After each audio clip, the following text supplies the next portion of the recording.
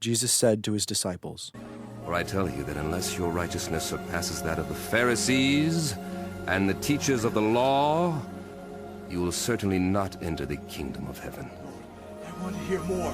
You have heard that it was said to the people long ago, You shall not murder, and anyone who murders will be subject to judgment. But I tell you that anyone who is angry with a brother or sister will be subject to judgment. You have heard that it was said, You shall not commit adultery. But I tell you that anyone who looks at a woman lustfully has already committed adultery with her in his heart. Thank you, Jesus. Again, you have heard that it was said to the people long ago, Do not break your oath, but fulfill to the Lord the vows you have made. But I tell you, do not swear an oath at all. All you need to say is simply yes or no.